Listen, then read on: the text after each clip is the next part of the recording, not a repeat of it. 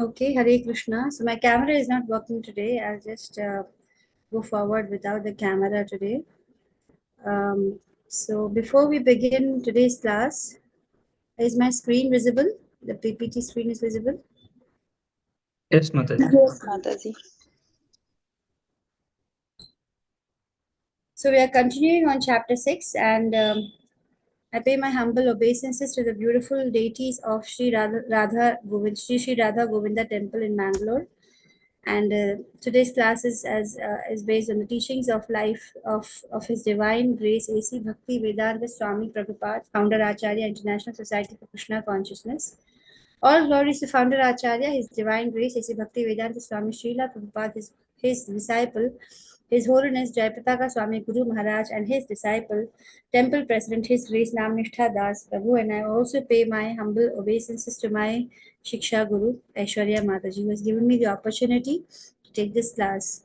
नमः ओम विष्णु पादाय कृष्ण प्रेष्ठाय भूतले श्रीमते भक्ति वेदांत स्वामिन इति नामने नामस्य सारस्वती देवी गौरवाणी प्रचारणे निर्विशेष शून्यवादी पाश्चात्य देशतारिणे ओम अज्ञान तिमिरान्धस्य ज्ञानांजन शलाकया चक्षुरुन्मीलितं येन तस्मै श्री गुरवे नमः श्री चैतन्य मनोभीष्टं स्थापितं येन भूतले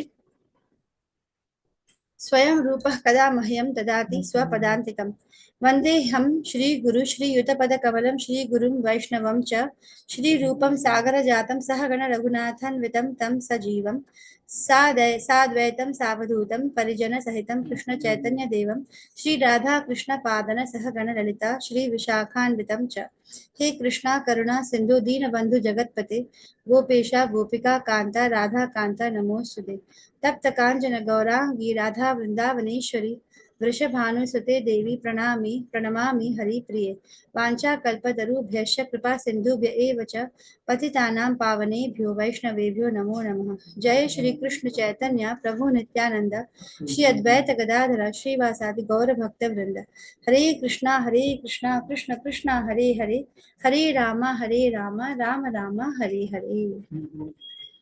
So today, before we start off with chapter 6, I had a promise of discussing something about the Ramayana. And today Anjali Mataji is also there. So we can, I think you finished your travels, Anjali Mataji. You're back now, home somewhere. Hare Krishna. Can't hear you. All right. So today's class, we will quickly be going through some of the doubts which were asked about. Hi, did you talk to me? Yes, Anjali Mataji, I was talking to you. I'm so sorry. I just went to the washroom when you All right, no issues. So, yeah, I'm here. Yes. So I was just saying that chapter verse 6, we have finished till the verse 12. And before I proceed from 12 forward, I thought we would just discuss a little bit about how, we need to look at the Ramayana and how we need to see, scriptures. How do we look at scriptures when we come across things which are not, acceptable to us, or we feel that this is not how things should be. So that is the reason why I have put up this verse to begin with, the Bija Shloka of Bhagavad Gita. Two of them I wanted to start with. So I wanted to put things in perspective. Like when we feel the urge to point a finger at the Lord himself or his exalted devotees, whether it is Ram, Lakshman, Sita, Pandavas, Krishna. So, for example, when in the classes of Namnishtha Prabhu, if somebody will, point a finger or say something that, oh, how did the Pandavas do this? How did Yudhishthira do this? Or how come Krishna has so many wives? Or how come Rama has left Sita, without even telling her that he's going to be leaving her in the forest? So how these things have happened? So we need to put things in perspective. So we need to remember that firstly we do not actually have a right to look at devotees of the Lord or the Lord simply because we have a limited knowledge and the very faith that they are in a position of infallibility. So as we have seen so far, even up to chapter 6, we have seen several times that when a person is a devotee, he is in akarma, and whatever he does is not, cannot be wrong, even though it appears to an outer world to be wrong. For example, when Vibhishan, he betrayed his own brother, or when we have Prahlad who disobeyed his father and continued praising was of the Lord. So whatever is at Hanuman when he burnt up the whole of Lanka. So many things are there where we may look at it. Even Bali, how Rama appeared to have, kind of cheated Bali by getting Bali to wear a garland, and so such things. Shraddhika. So on faith, I'm pardon, Apu knows. So that there has to it all has to begin with a certain amount of faith, and so we will quickly look at these two verses from Bhagavad Gita. So we need to understand where we need to what should be our perspective when we look at the stories which we hear about the Lord. So let's just look at this verse. It says, Tesham satata yuktanam bhajatam priti purvakam dadami buddhi yogam tanyena mamupayanti te. So if you become constantly devoted to serving the Lord, then He will give us an understanding by which you can come to the Lord. So here I am focusing on the terms dadami buddhi yogam. So when we are, the camera is not there.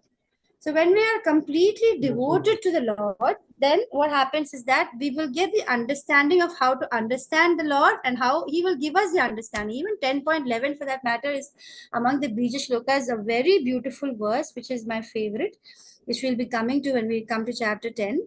Teshamevanukampartham maham ajnanajam tamaha nashayamyatmabhavastho jnanadipena bhaswata. So in this verse, Krishna is telling us that to show them special mercy, to show whom special mercy, one who becomes completely surrendered to the Lord.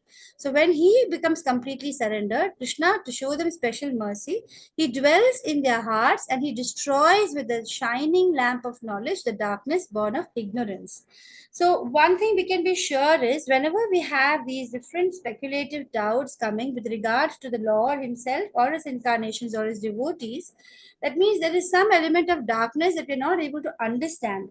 The main reason being that nothing is imperfect in the world of the Lord. So that, nothing is imperfect in this entire universe. We should have complete faith that the Lord is in complete control.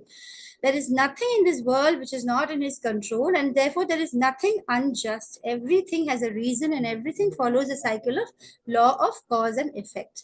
So we need if we need to have this bhakti yoga which Krishna is talking about in 10.10, he says those who are constantly devoted to him, he will give us the understanding. Similarly, he says that to those again who are devotees, he will actually come and destroy the darkness which is born out of ignorance in our hearts, and he will light the shining lamp of knowledge. So again, let's quickly look at how the 9 stages of bhakti arises in the first place. So Chaitanya Charitamrita, in Chaitanya Charitamrita Madhya Leela, Chaitanya Mahaprabhu says that it all has to begin with faith. So we have to start developing, understanding these scriptures and the different stories, and on the basis or on the strong foundation of faith, that there is firstly nothing that is without reason in the law in the world, that everything has a reason. So you have faith in the Lord and his supremacy and his understanding and his love for the devotees, and his there is a reason for everything. And second is then you become interested in associating with pure devotees. So it's very important that you will only have association with pure devotees, because there will be others who will be mental speculators who will only help in increasing your own mental speculation and doubts, and which will bring down your faith as well. And then you need to be initiated by a proper spiritual master in the line of disciplinic succession and execute the different regulative principles which will help you to free from all sorts of unwanted habits, which is anartha nivritti, all unwanted. I already told you. The decreasing of unwanted attachments, and that will 1 minute, just 1 minute.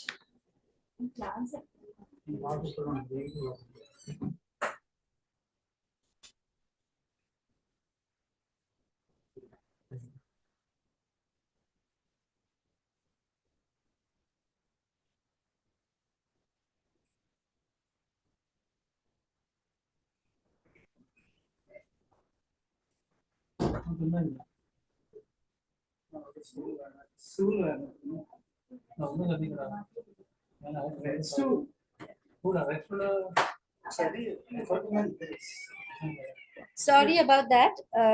There's some people who are around. So I was just trying to recollect the 9 stages of bhakti, which begins with faith, and then you have to have association with pure devotees to strengthen your faith, and then one has to be initiated by a spiritual master and execute the regulated principles under the spiritual master's orders. And then one becomes freed from unwanted habits, and then you have to become fixed in devotional service, which is nishtha or steadiness. And thereafter, you develop a taste or an attachment for the study of the scriptures. That will lead to asakti or attachment to the Lord. And you have this is a way of sadhana bhakti and execution of devotional service according to regulated principles. When it is done, it will intensify your emotions, and then there'll be an awakening of love. And this is a gradual development of love of God with Godhead for the devotee interested in Krishna consciousness.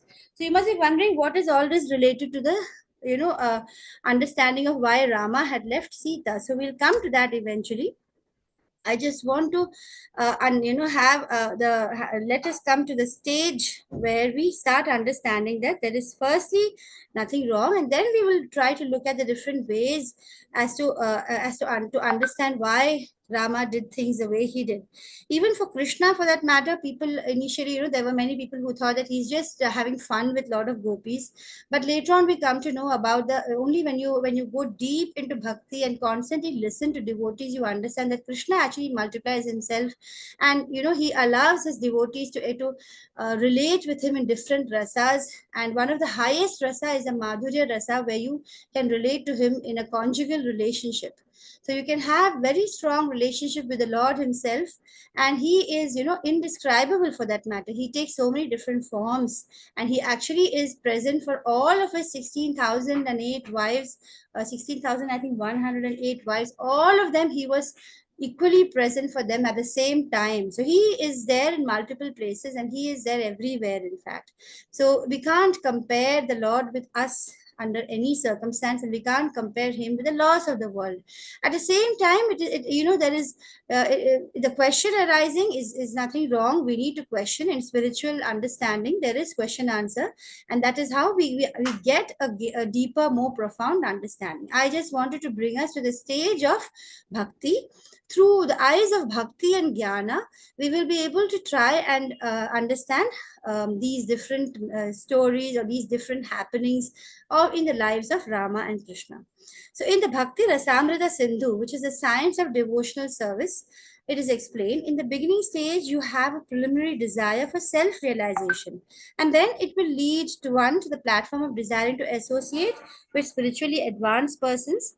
And the next step is you become initiated by an authorized spiritual master and to perform devotional service under his guidance. And then you have to, as you perform devotional service, you will become free from attachments, material attachments, achieve steadiness in self-realization, and find a taste in hearing and relishing about the Lord and the Supreme Personality of Godhead and his different forms. And this stage will lead you to further attachment to Krishna consciousness, which is the bhava stage. And then you will reach the pure love stage, which is called the prema, which is a supreme perfectional stage. In this chapter, we will be, when you come to yoga, the highest form samadhi is the very same stage as the highest form in bhakti, which is prema. It is the same stage. I've just put up this picture of Lord Ram and all the different forms which had been there along with him in his time, supporting him to fulfill his the purpose of his avatar. So we'll quickly just have an understanding of similar concepts related to this. I want to read the purport of these verses which I had put up 10.10. So when a person knows that the goal is Krishna but is addicted to the fruits of activities, he's acting in karma yoga. We're looking at difference between karma yoga, jnana yoga, and bhakti yoga. So karma yoga is when you know that the goal is Krishna, and then you get addicted to the activities. But so you perform activities with the knowledge that the goal is Krishna. That is karma yoga.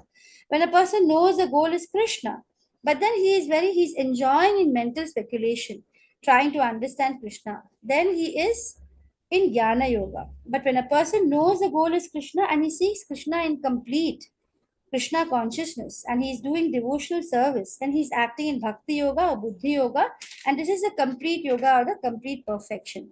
So in 10.11, it's again a B shloka. We see that there is no possibility of understanding Krishna or Rama or the Supreme Personality of Godhead. It is clearly given in the purport that you can't understand the Lord and his different leelas simply by speculating. Only when you start having faith and you build up your love,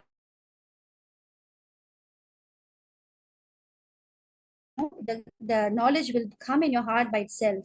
So for the supreme truth is actually so great, it is not, I'm saying the exact purport of this verse, I'm reading from the exact purport.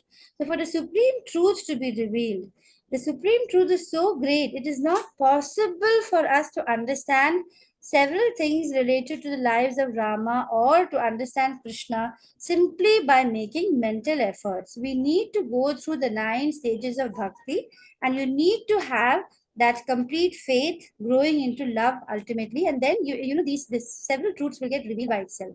So man, actually we just common man with a frog mentality or owl mentality. What is frog?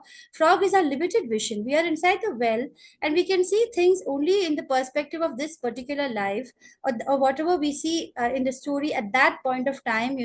What is happening to the Lord Rama, what is happening to Sita, we can only see from one small point from the whole spectrum of the soul which has always been there. So we are like a frog in a well, and we are trying to say that there is no ocean, or there is no greater truth. So we try to see everything only through our vision as a frog. Or if it's an owl, the owl also has night vision. He cannot see the sun in the day, and so he says there's no sun. So that kind of vision if we have, we will not be able to understand that there is something beyond what we see.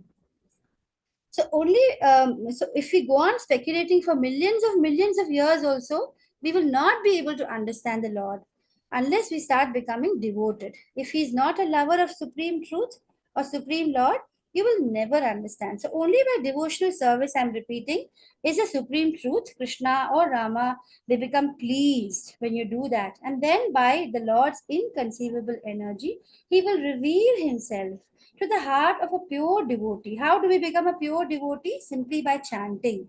In this Kali Yuga, the only way to purify ourselves is through chanting. The pure devotee always has Krishna in his heart, and with the presence of Krishna, who is just like the sun, the darkness of all ignorance is dissipated, and this is a special mercy rendered to a pure devotee by Krishna. It is due to contamination of material association through many millions of births, actually, that our heart gets covered with the dust of materialism. And when we start engaging in devotional service and chant, the dust gets cleared, and then you reach an elevated platform and you get the pure knowledge. The ultimate goal can be attained, therefore, only through chanting and devotional service. So, however much, I'm just keeping the background that however much I'm going to be giving you different explanations and arguments, you will be able to come to understand or accept what I'm saying only when you have that bhava of bhakti. That's why I'm laying the foundation of bhakti here. The pure devotee does not have to worry about necessities. When you reach that state of bhakti, you don't have any worry, you have no more anxieties. And then that in that stage, Krishna will remove all the darkness and everything is provided automatically when the Lord is pleased by the devotional service you're doing to the Lord. So this is actually the essence. I have today, in as we are doing chapter 6, I have actually come to the chapter 10 verse purport, where the essence of the Bhagavad Gita is there. So if we understand this essence, we will be able to understand so many things, everything actually. Then you become, by studying the Bhagavad Gita, you become a soul completely surrendered, engaging yourself in devotional service, and then the Lord will take charge. And then you become completely free from all materialistic endeavors also. So therefore, I request everyone to firstly build a faith in the infallibility of the Lord. That is what is needed. Otherwise, you won't be able to understand the scriptures or the infallible position of the Supreme Lord in comparison to our frog and owlish knowledge. With the, we are actually Anu Atma. Our understanding is very limited, and we need to accept that. So firstly, I would like to request everyone to have the faith in the infallibility of the Lord before we proceed further. The second perspective is if you cannot adapt the unflinching faith, for example, in the infallible position of the Lord, and the understanding that there is nothing imperfect. So this is an understanding also which you need to understand, why Rama did what he did, why Krishna did what he did, and all the different things that they did. If you need to come, if you're not able to come to the understanding that nothing is imperfect or unjust in the creation of the Lord, because the law of cause and effect is perfect. So hence, if Sita had to go to the forest, being cheated into believing that she was going on a holiday, and both Rama and Lakshmana both played along, then there is a reason beyond our understanding for certain. So this is the first step one needs to come to. Second step is you need to look at everything as an arrangement of the Lord. So this is a very, very, important stage to come to start understanding the Lord. For example, Arjuna is actually a pure devotee of the Lord. Right? So Arjuna and Krishna, Krishna is actually Narayan and Arjuna is Nar, and they have been together in several incarnations. Arjuna and Krishna are very close associates. There is no scope of Arjuna to not know that what is his duty at the battlefield. But Krishna is the Lord, and he creates that confusion in the mind of Arjuna simply to give the Bhagavad Gita, which is even today taken up as the manual for human beings. And so the whole, it's a huge plan of the Lord to get Arjuna to be in that state of confusion. So we need to look at everything as an arrangement of the Lord. Even, for example, why did Yudhishthira lose the battle? Why everything, every single thing. All these Pandavas are not normal people, just looking at them as and comparing them with ourselves would be very, very foolish, because they are all highly elevated devotees and they appear along with the Lord to support him in his various incarnations. So everything, they're all devotees. So there are in so many stories which you might feel, okay, why did, for example, all before Krishna, all those children were killed. Why were they killed? Well, they had a curse to be born on this earth, and so they wanted to just finish off their curse and go back fast. So we wouldn't know all the history behind it. What is the reason why those souls appear and they were killed immediately? And there are umpteen stories where every story which we feel, if we look at it in a materialistic point of view, we would think that, oh no, how terrible, how pathetic, how unjust. But there is a whole history which we are unaware of. So even when we are not aware of something and it appears unjust, we need to first understand that it is just, because everything in the Lord's world, there is reason. So again and again, I'm repeating, we need to look at everything. For example, Arjuna's confusion, that is in fact a pure devotee. There's a high purpose of giving the Gita to the world. So Lord Rama is actually Purushottama, and he's an incarnation of the Lord. Every human being has several dharmas, right? For example, a human being may have a dharma to his parents, he may have dharma to his teacher or guru as a student, he has a dharma to his spouse as a married person, to his or her children as a parent. But the position of a king, once you become a king, it's like the position of a sannyas. The dharma is always to the citizens foremost, and not having disturbance among the citizens becomes his foremost dharma, even above his dharma to his wife. Hence, when the citizens of Ayodhya told Rama to stay on in the kingdom, he followed his putra dharma initially, and he didn't, respect the words of the citizens of Ayodhya, and he gave priority to the words of his father. In fact, his father did not even tell him to go to the forest. He disregarded the will of the citizens at that time, and he just wanted to honor the word of his father. And he proceeded to the forest.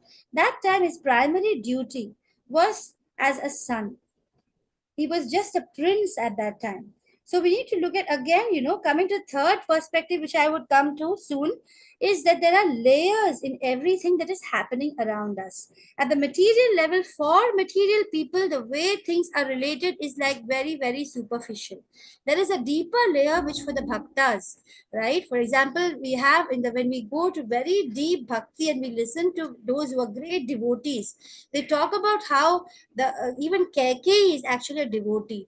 and with great pain, she actually plays out the role so that Rama is banished, so that he performs his duty of his main purpose of his birth, which is to kill Ravana. In fact, even Manthara is a devotee. All these people who come around, when a Lord appears on the earth, at that time, all the people who come around him are all devotees who are playing the Leelas.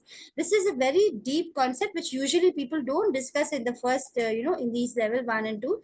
As you go to Chaitanya Charitamrit, and then you come to know that Chaitanya Mahaprabhu is also an incarnation of Lord Krishna. And then we see how Nityananda is actually Balram, and we look at how, Madhvacharya is actually same as Hanuman, same as Bhima. And then you may wonder, how come Hanuman and Bhima are the same when they are appearing at the same time? Well, that is how it is.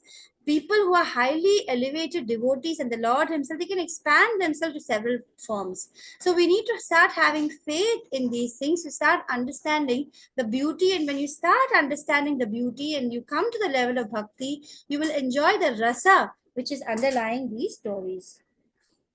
So you need to see that he first. So I'm coming back to the another perspective is to understand that there are layers which we're not aware of. Now let's look at the once again at the responsibility of the king's dharma. Like I told you, is the satisfaction to have the trust and respect to the citizens, showing them that they are more important than himself. That was an important part he had to play as a Purushottama at that point of time. So now if we look at it, we may not understand it, but at that particular point of time, showing the citizens was a high importance for a king. So therefore, there are a hierarchy of duties which each one of us has at different stages. Before becoming king, Putra Dharma was first. After becoming king, the Raj Dharma is first. And for a devotee, actually, the devotee is, the Dharma is sarva dharman parityaja mamekam sharanam braja. So Krishna says that once you're a devotee, he wants you to give up all your dharmas and you need to focus only on the Lord. So above your parents, husband, spouse, sibling, everything, the Lord becomes the priority. For example, like I had already said, Vibhishan gives priority to Rama over his own brother. The Brahmana wives give priority to the Gopas, to Krishna, to give him food over their own husband's order of not giving them food. Prahlad, he gives he talks to all his classmates about the Lord against the order of his own father. Bali Maharaj, who is a high devotee, he goes against his own guru. He actually goes against his own guru to agree to give the 3 paces of land to Vamana. So this is how the dharma, it changes as and when your stages of life proceeds. Your dharma also changes. So when we are having different roles, there are different priorities of different roles and their hierarchy. So the honorable course of action is to be taken for a Kshatriya king. Because, in those days, there's a lot of concentration of power. And to check or prevent the abuse of power is the importance is given to the honor of the word or the integrity. So honoring his father's word, therefore, was very, very important. Bhaktas can understand that, for the third perspective is how Bhaktas understand that Rama's aim was to kill Ravana. That's why, like I told you, even Kaikeyi, Manthara, they all had joined Rama in the Leela. So Kaikeyi was in fact asked at some point by Rama that, you need to do this thing so that I can be sent to the forest to facilitate his avatara. So these may seem very difficult for normal people to understand. They would like to just see the story from the outside point of view. But when you listen to the great devotees, how the devotees have come and along with the Lord to play the Leela, it was quite a lot of pain that the Kaikeyi and Manthara had to play that part. But this information I'm sharing with you, is actually very, very secret and confidential. Just as the knowledge, the information that Krishna actually never left Radha in Vrindavan. So this is again a very, very secret knowledge. There are actually Krishnas, there were 2 Krishnas, and they are as one initially. But as soon as one of them left for Mathura, the one of them continues to stay in Vrindavan. So Krishna basically never leaves Vrindavan. He's always there. So this is again, only for devotees. This information I'm sharing is only for highly elevated devotees who can who can come to terms with this layer of meaning.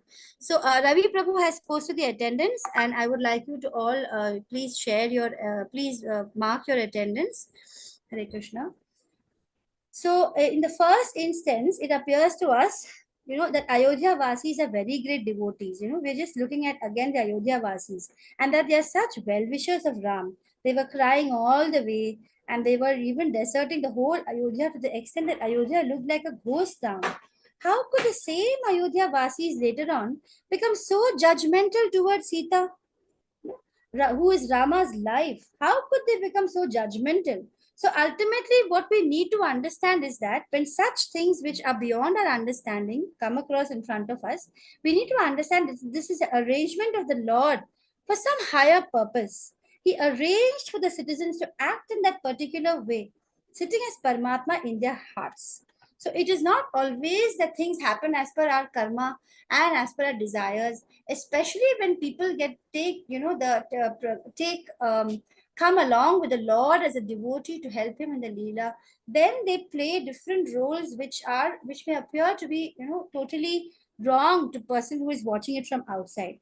So a few citizens, what happened is not all citizens of Ayodhya were actually against Sita. There were only a few of them, and they began to spread the word.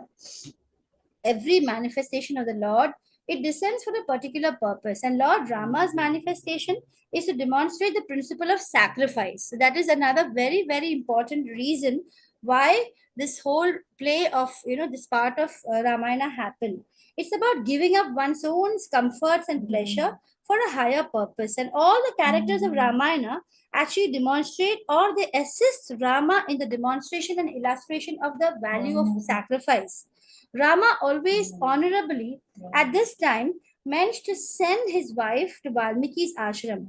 People say that Rama exiled her, but that is actually not the right word.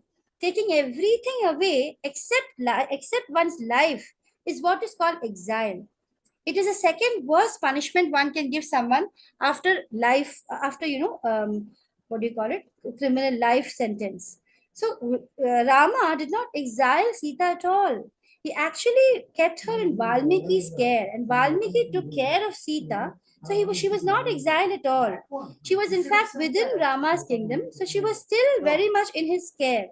He just wanted to demonstrate a detachment for honor, the right of not to keep reputation, for honor, not to keep reputation. So Rama did not abandon Sita. He entrusted her safely to another place. Most importantly, he never tried to replace Sita. So Rama is not rejecting his responsibility towards Sita, nor is he rejecting Sita. He is only actually demonstrating the mode of sacrifice, which was one of his major goals in his avatar as Rama, to show detachment and to show priority of his dharma. So Sita does not challenge Ram's judgment as well. She does not protest at all. She understands. But when he asked her to stay in the palace initially, he challenged her. She challenged him. She did not, when Rama said, "Don't come to the forest," she challenged him. But today's society, it may appear to be wrong. In the context of Ramayana, he chose to focus on his Raj Dharma. So he wanted to. That is why he had to send her, and yet he kept her in his protection.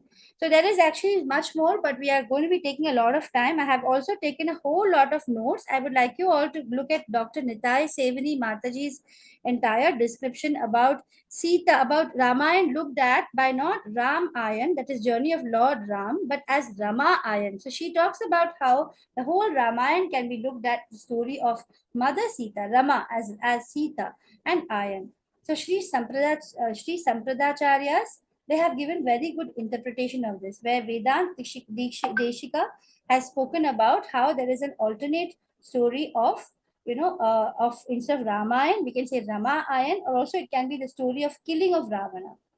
And we can see how Rama-ayan makes a lot of sense, because in every Kanda of the Ramayana, Sita is actually playing a very important role.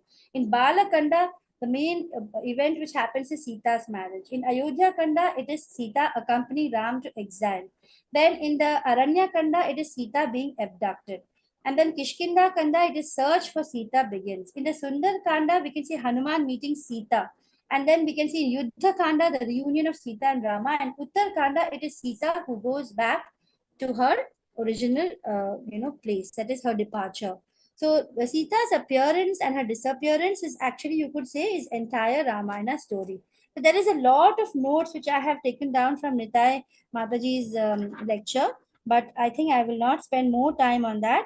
It's very beautiful. If you can just go to YouTube and search for Nitai Sevani Mataji's explanation of why of why Rama was sent. I can put the link in the group as well, and there are several other explanations.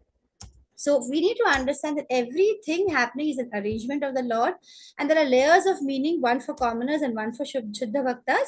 And Rama wanted to demonstrate sacrifice and detachment through his life. So those were the purposes. And moreover, whenever we start seeing scriptures with material eyes and we keep on mentally speculating, then we will not be able to understand the deeper meanings. And so we need to see with Jnana Chakshu, and the Jnana Chakshu or the lighting of the lamp of knowledge in our hearts will only take place when we start having bhakti. Without bhakti, the Jnana Chakshu cannot be enlightened. So I hope I have made some progress towards answering that question, Anjali Mataji. Yes, you have. Yes, you have. Thank you. But I also want to ask you, You're so very when some soft, Mataji. I'm questions not come able up, to hear you. so just Can you just repeat? I'm not able to hear so you.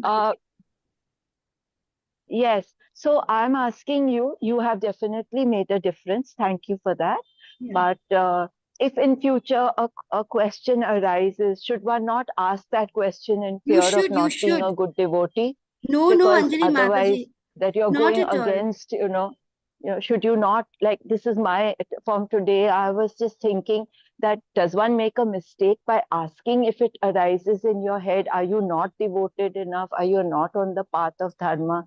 So that No, is what I Mataji. wanted to No, ask. Anjali Mataji, not at all. In fact, asking questions is the best way for us to discuss and come to a deeper understanding. So, asking questions is certainly the best way to go forward in a spiritual journey. So, just because you ask, it doesn't mean that you're less of a devotee or less of a bhakta. Not at all, because we are all on the path. We are none of us there. And therefore, if you read the Bhagavatam, Mataji, I would request you that after you've done the Gita, just try and join also the Bhagavatam. You will find that most of the discourses, they go in question answer. And we have the devotees asking so many questions. The devotees will be asking several questions, and then the person who's answering the question actually first thanks the person for the question. I'm sorry for the background noises. There are actually some work going on here. So what I wanted to say is that the questions, Mataji, is not at all wrong. You should, any question comes to the mind, we need to voice it, because that is a way many others, who would have had that question, that also gets cleared. And even my, when I'm explaining, and I had done such a lot, I actually heard at least 3-4 lectures before I wanted to come to to answer the question. So I've also delved so deep into understanding, and I feel that there's still so much more. There are so many devotees who have answered this question beautifully. So please never think that asking question is wrong or it makes you less of a devotee. We are all, in the process of deepening our bhakti, and question answer is the best way, Mataji. So it's beautiful of you to ask that question. So, I really appreciate what you said today, because see, this I can relate to. I mean, not that it matters what I relate to or not, but this I can relate to, because like it's like this for me, it's a very simple analogy. If somebody is making a film and you have a villain or you have a character or you have anybody, they have to play their part very well for the film to be a success.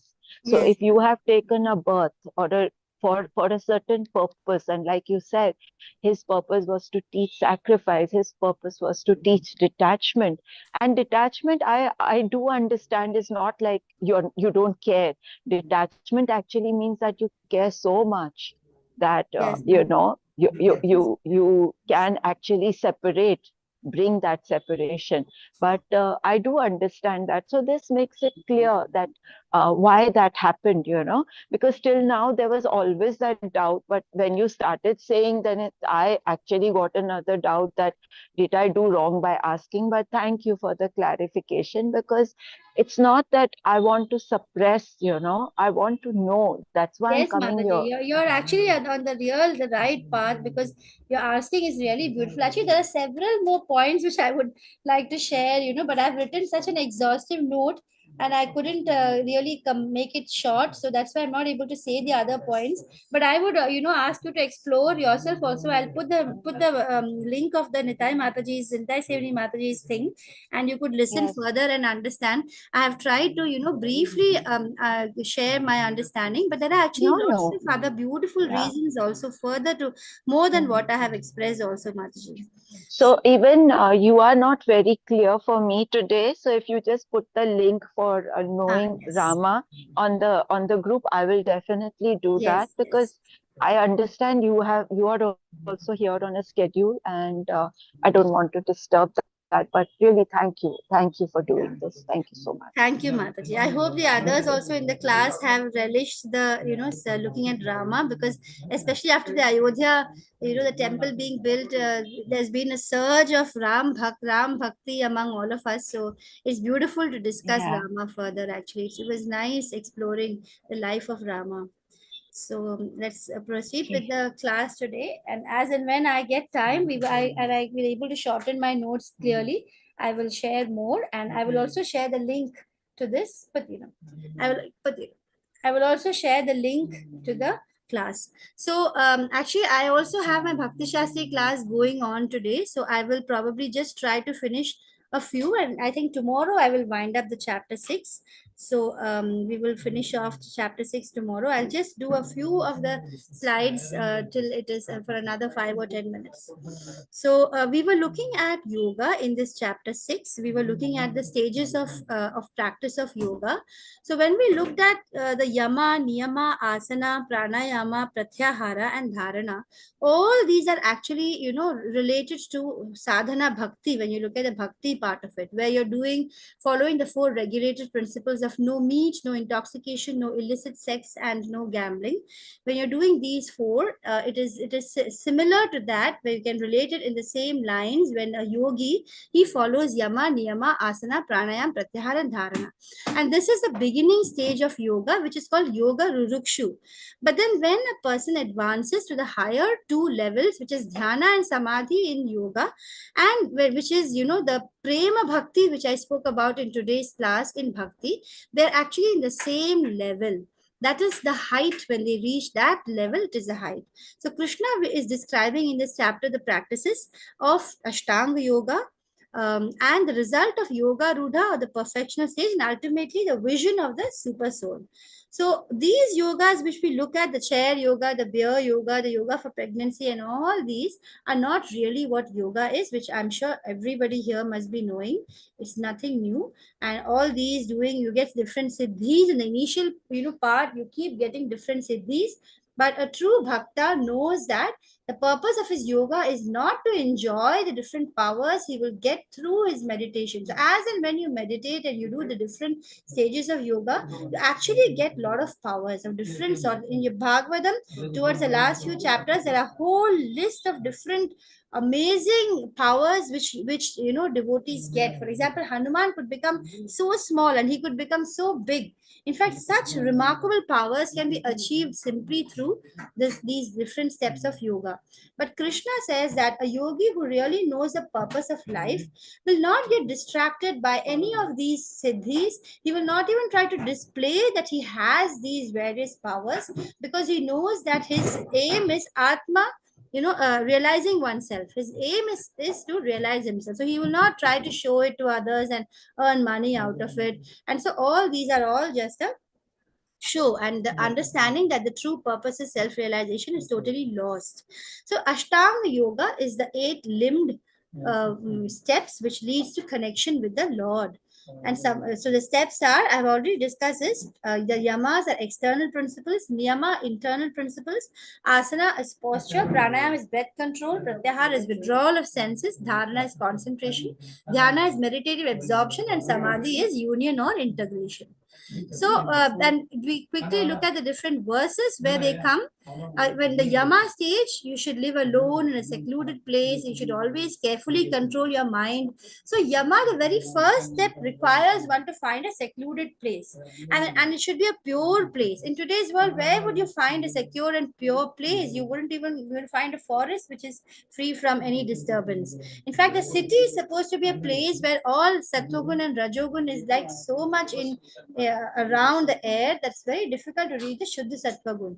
That is why Prabhupada had built so many temples, because temples are the place where where there is transcendental worship happening, and the very air around there with people all in transcendental loving devotional service, it is the closest we can get to an environment of Shuddha Sattva. So in today's Yuga, we need to have only temples where we can get the association of devotees. And right now, for example, thankfully to technology, we are able to also meet each other on the Zoom platform. So niyama is where you are temperate in the habits of eating, sleeping, working, and recreation. Asana requires a lot of things you need to. It's not simply taking a posture. As you can see in the verses 6.11 to 14, you need to lay kusha grass on the ground, cover it with deer skin. The seat should neither be very high nor too low. You need to sit in a sacred place. Your body, neck, and head should be erect. All these directions are given in these verses. You need to stare steadily at the tip of the nose. I hope the background noise is not disturbing. Am I audible? Is it clear? It's clear, ma'am. No, you're breaking for me. You're breaking. Is it? Okay. Yeah, I don't know. Maybe.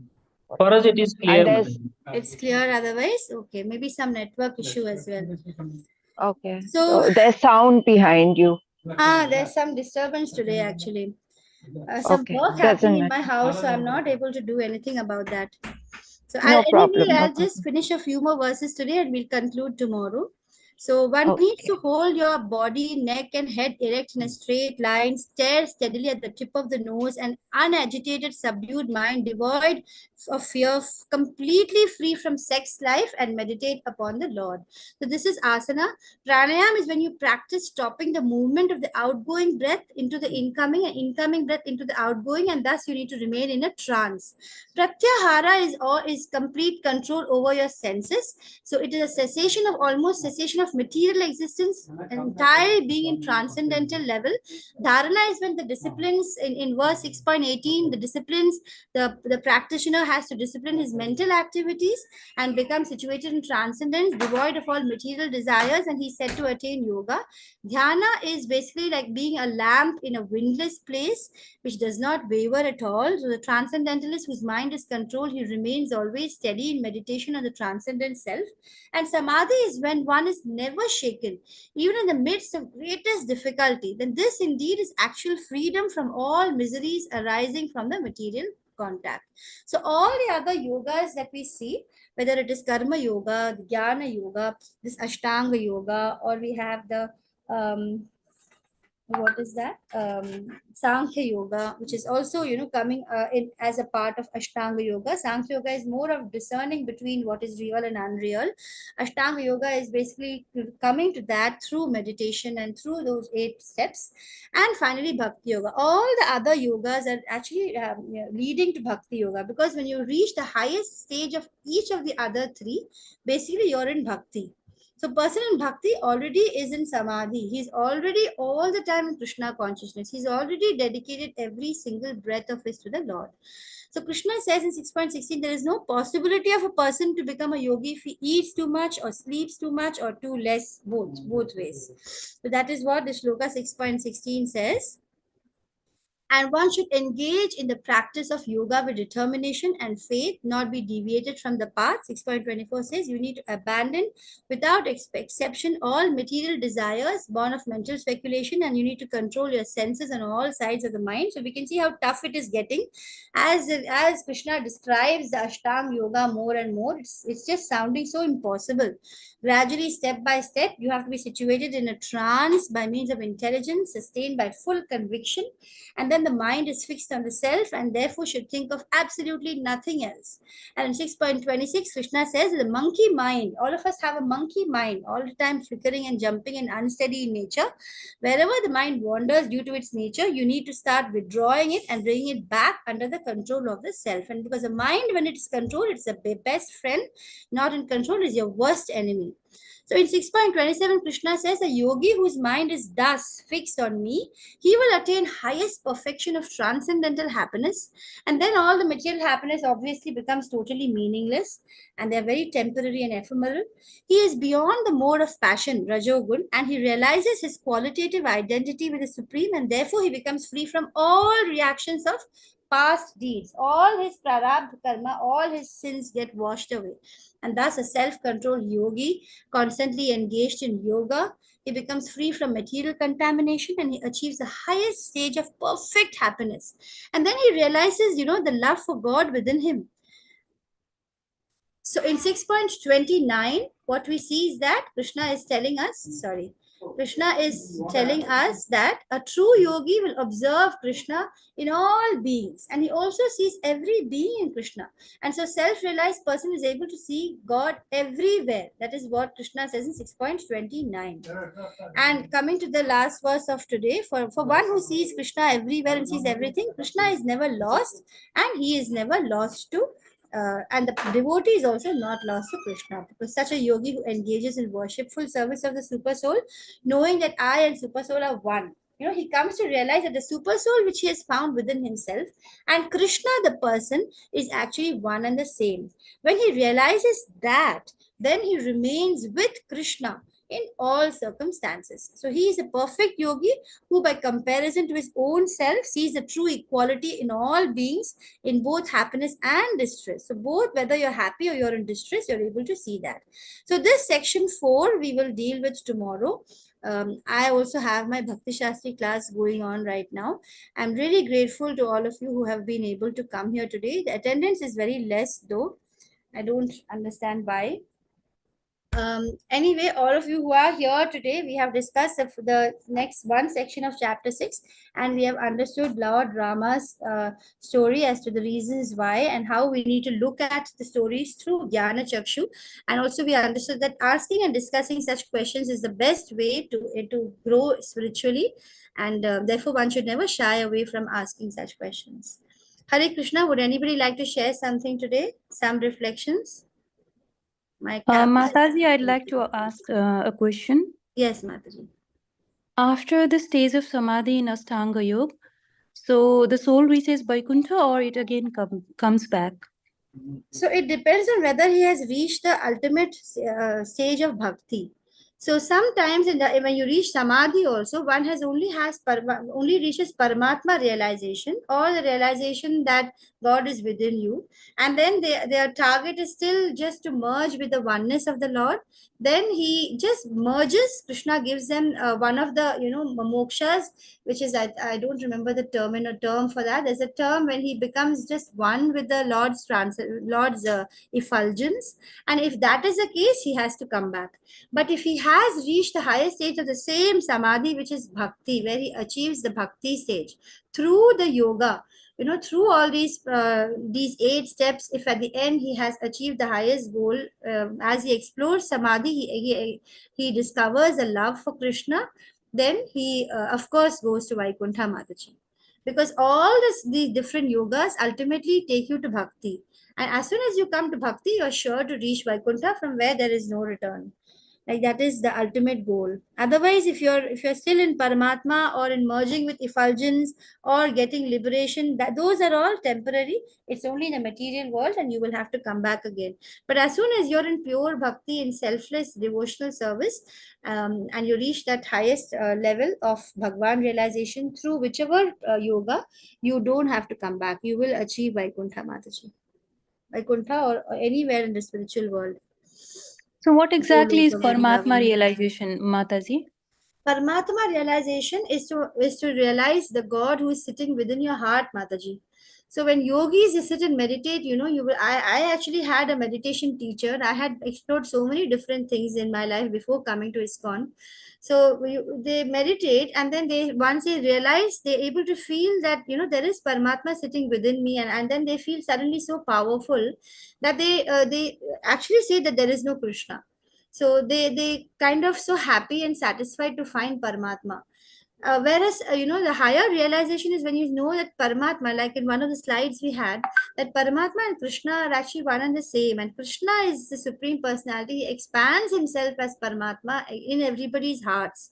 So if one has just realized the effulgence or the energy of the Lord, which is there in the material world, the whole material world is the energy of the Lord, right? We will see that in chapter 7. Krishna will explain that the entire material world is made up of superior and inferior energies. And so when you're only stuck in that energy level of the Lord, you see the Lord in this material world as his energy, then you are in the energy realization, the Brahman realization. And then when you do a lot of yoga, you're able to see God within you. And that is a Paramatma realization, Mataji. The higher realization is to understand that Krishna is a person. He has expanded. He is there in everybody's hearts, and able just to understand that this whole world is just his energy, and that he actually is there in the spiritual world as a person. So understanding that requires a little deeper, going into a higher level actually. So Paramatma realization is one of the steps to achieving Bhagwan realization. Am I? Okay, so yes, very much clear, Mataji. Very well explained. So even though you reach Brahman realization or Paramatma realization, you again have to come back, right? Yes, Mataji. Brahman realization and Paramatma realization both are not yet there. They are just steps. So, but then the best part is that you are making progress, which is where you don't fall back. Don't fall back entirely. You will, even if you fall back like Ajamala's story, where he was a devotee, and then comes under the influence of a prostitute, and then he wants to enjoy her, and so he actually falls down. But Krishna, blesses him by making him name his son Narayana, and then makes him call out to Narayana. Krishna sitting in his heart makes him call out, and then gives him a second chance. Thereafter, when at his deathbed, he actually could hear the conversation between the Yamadutas and Vishnudutas. And then when the Yamadutas are driven away by Vishnudutas, he's given a second chance where he takes up a whole many years again into devotional service, and then he goes back to the Krishna Loka.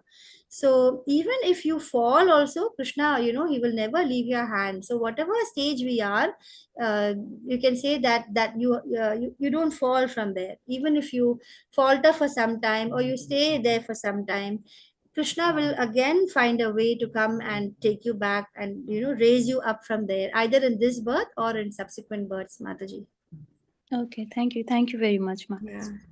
Thank you, Mataji. Hare Krishna. Okay, so I'm ending the class today. Vancha kalpatarubhyasya kripa sindhubhya eva cha patitanam pavanebhyo vaishnavebhyo namo namah. Hare Krishna. Hare Krishna, Mataji. Yeah, thank you.